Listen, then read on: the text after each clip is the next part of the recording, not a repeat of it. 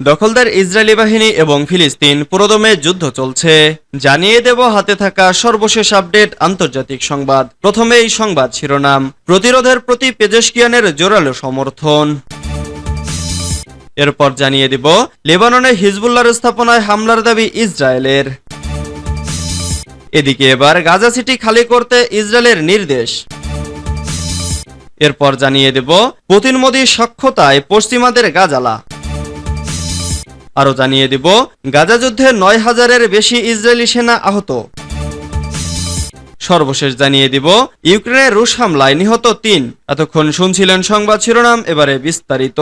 তবে অনুরোধ থাকবে ভিডিওটিতে একটি লাইক করবেন এবং কমেন্ট করে জানিয়ে দিবেন খুব শীঘ্রই পৃথিবীর মানচিত্র থেকে ইসরায়েল রাষ্ট্রটি মুছে যেতে চলেছে। এ ব্যাপারে আপনার মন্তব্য কি? প্রতিরোধের প্রতি পেজেশকিয়ানের জোরালো সমর্থন। ইসলামী প্রজাতন্ত্র ইরানের 14 মেয়াদের প্রেসিডেন্ট নির্বাচন পূর্ববর্তী নির্বাচনের মতোই সফলভাবে সমাপ্ত হয়েছে। এই সাফল্যে গোটা ইহুদিবাদী সমাজ এবং তাদের সহযোগী মিডিয়াও হতাশ হয়েছে। ইরানের 14 প্রেসিডেন্ট নির্বাচনে মাসুদ পেজেশকিয়ানের বিজয়ের পর ইহুদিবাদী গণমাধ্যমগুলো ফলাও করে ওই খবর কভার করেছে। গণমাধ্যমগুলো পেজেশকিয়ানের বিজয়কে এভাবে প্রতিফলিত করার পেছনে কিছু কারণও রয়েছে। তারা ভেবেছিল ডক্টর পেজেশকিয়ানের প্রেসিডেন্ট হবার ফলে পশ্চিমা বিশ্বের সাথে ইরানের সম্পর্কের উন্নতির সম্ভাবনা তৈরি হয়েছে, পরমাণু চুক্তির পুনরুজ্জীবন ঘটারও সম্ভাবনা সৃষ্টি হয়েছে। কেননা পেজেশকিয়ান একজন মধ্যপন্থী এবং সংস্কারবাদী প্রার্থী। উদাহরণস্বরূপ ইহুদিবাদী দৈনিক হারেটস লিখেছে পেজেশকিয়ান হলেন 2005 সালের পর ক্ষমতায় আসা প্রথম সংস্কারবাদী। আশা করা যায় তিনি পশ্চিমের ব্যাপারে একটি বাস্তববাদী পররাষ্ট্রনীতির অনুসরণ করবেন এবং পরমাণু চুক্তি পুনরুজ্জীবনে সচেষ্ট হবেন।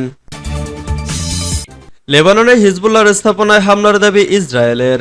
লেবাননের ভূখণ্ডের আরো ভেতরে হিজবুল্লাহর একটি স্থাপনায় হামলার দাবি করেছে ইসরায়েল।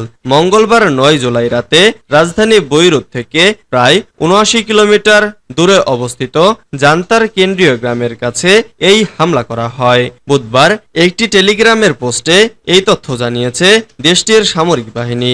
কাতার ভিত্তিক সংবাদ মাধ্যম আল জাজিরা এই খবর জানিয়েছে।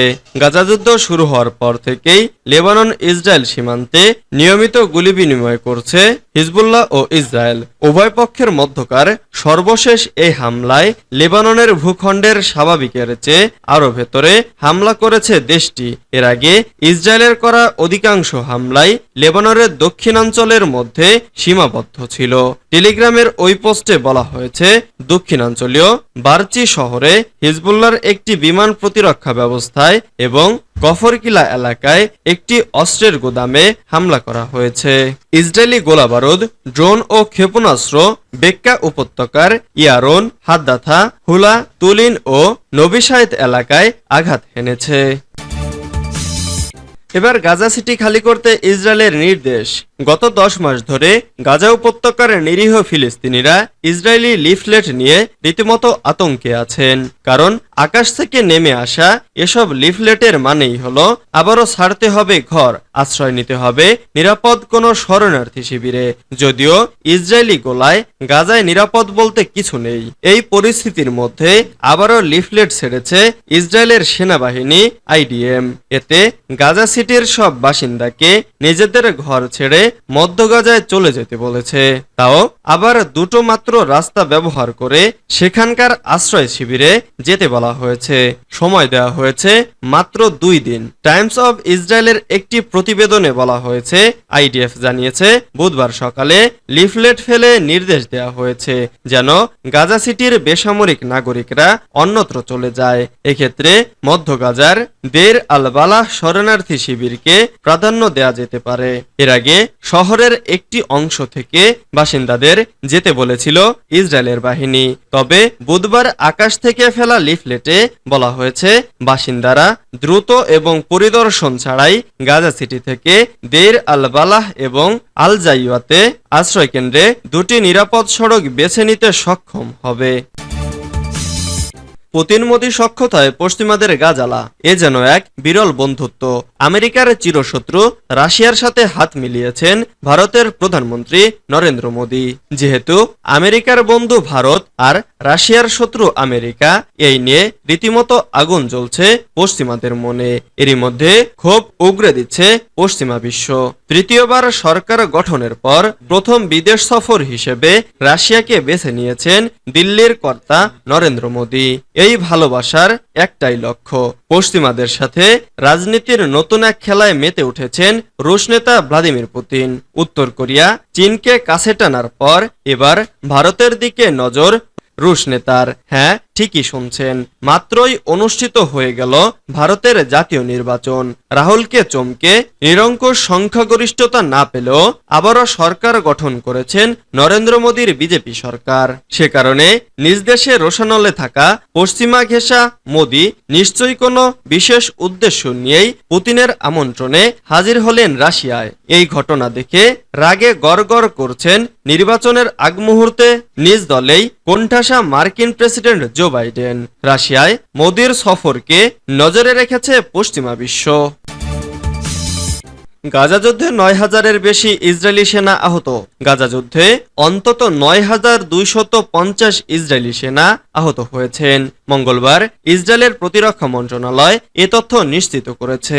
এর আগে সোমবার জানানো হয়, গাজা যুদ্ধ শুরু হওয়ার পর থেকে এখন পর্যন্ত ৩২৪ ইসরায়েলি সেনা নিহত হয়েছেন। খবর আল জাজিরার। গত ৭ অক্টোবর ইসরায়েলের অভ্যন্তরে প্রবেশ করে হামলা চালায় ফিলিস্তিনের স্বাধীনতাকামী সংগঠন হামাস। এরপর গাজায় অভিযান শুরু করে ইসরায়েলি বাহিনী।